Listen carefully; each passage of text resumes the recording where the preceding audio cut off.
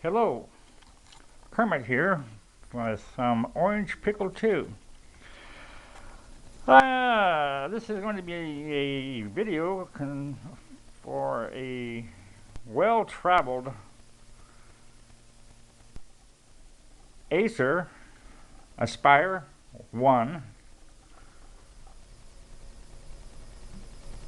micro netbook, which you can see here. This black table is dark blue. There it is. All kinds of connections hooked up to it. This was about the third computer that I purchased. And I actually mailed it to my wife all the way out on the island of Guam from El Paso, where I had recently purchased the house here in preparation for our moving from Guam to the States. And this was for her to use. Well, she eventually gave it to our youngest son, and he went to the Philippines because my wife is from the Philippines, and so my kids were raised in the Philippines. And he eventually gave this little mini laptop to his cousin, who was studying computer science and needed a laptop. And that was the last time I saw the thing. A couple of years later, while I was running around on the ocean trying to make money in my regular form of employment as a merchant sailor, I learned that my wife had developed cancer. And she was going to the Philippines for treatment. Well, to make a long story short, after surgery, chemotherapy, she had the cancer come back and metastasize, and eventually she passed away. So I had to go to the Philippines for her funeral, and when I was there, I found out that this little laptop seems to had died. It would boot up, but the black screen and would turn on, and there was nothing else it would do except the power. It would turn on. All you got was a power on light in the switch, and you could hear the processor fan kick in, and then nothing would happen. Well, I brought it back to the States with me, and I figured, maybe I could get the thing working again. And it turns out, well, I gave it to a friend of mine that's supposed to have had more knowledge concerning repairing laptops than I did. And the end result is that he screwed me over, lied to me. So needless to say, I no longer take computer parts to him, and I do the repairs myself. And I suggested to him that I had heard that sometimes that these Acer laptops had a problem with the BIOS, and that you needed to flash the BIOS with the flash drive, and that should solve the problem. Well, he hemmed and hawed and told me that the motherboard was bad, etc., etc., and he even actually installed, without my knowledge, Windows Vista on this and wiped out the original XP operating system. So about a year or so later, when I got back from being at sea, I decided I would find out what would happen if I got the software from Acer and for flashing the BIOS, and I did successfully flash the BIOS and got the computer operating again. But then I found out I had that Vista in there. So I decided what I would do was I would load Windows 7. And I actually used this Light-On.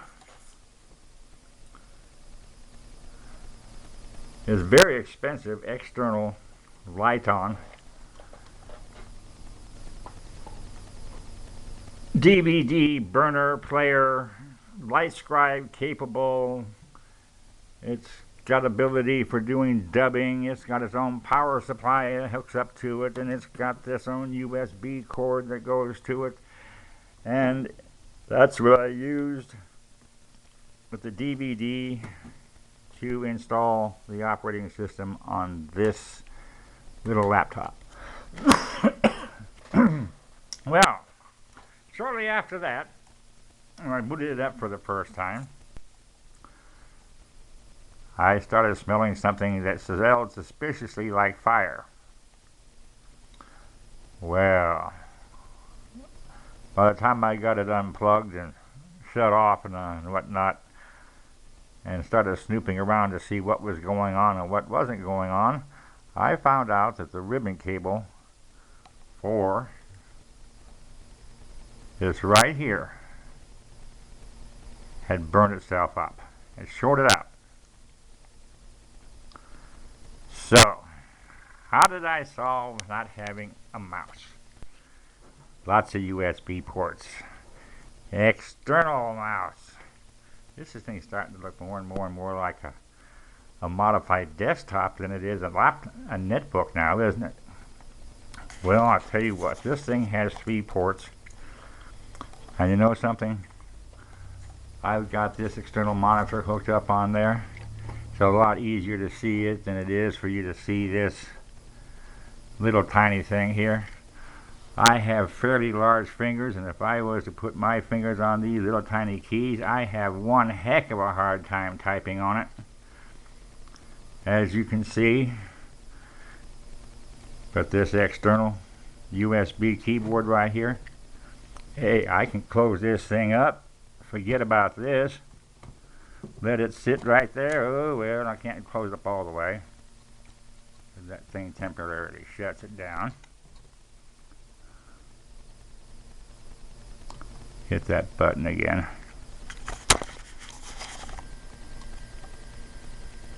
It should come back to life.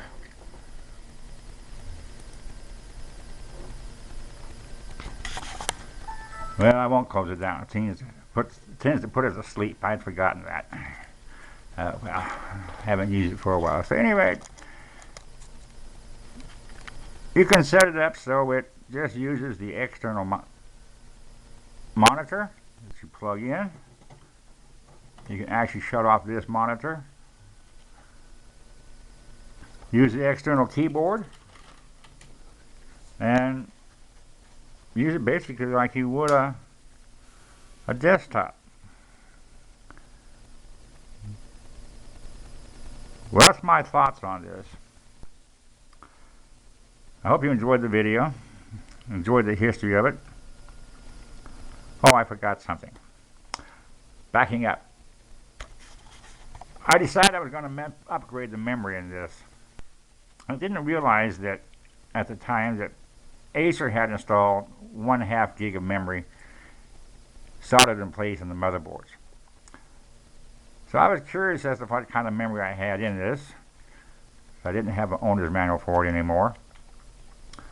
And I found out that I had 512 megabytes memory, 667. I thought it was 533, but it turned out it was 667. DDR2 memory. Well, I put this thing back together and it wouldn't boot. And I messed with it, and I messed with it, and I messed with it, and it seems as though I had put the wrong memory in it. Because I had some 533, which this was supposed to be also able to use, and it wouldn't work. So anyway, I did find the original stick, which was the 667 stuff, or PC, whatever it is, 5300.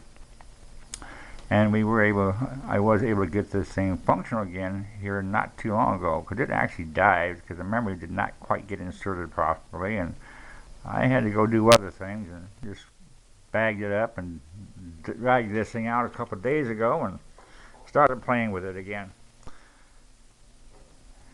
So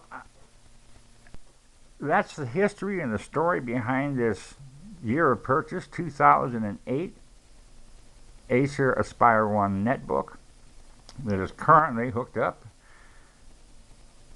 with, set up I should say, with an external USB keyboard, an external monitor, a external mouse. It still functions as a computer.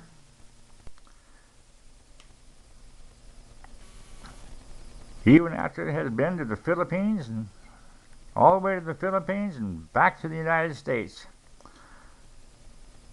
It's had quite a bit of travels to it. Again, I hope you enjoyed this video, and if you have any comments, please leave some with me on the comment section. But I will advise, I'm not home much. I'm usually out on the ocean, so I will take a long time to get your replies. And if you're one of those haters or somebody wants to be a smart aleck, you'll never get past my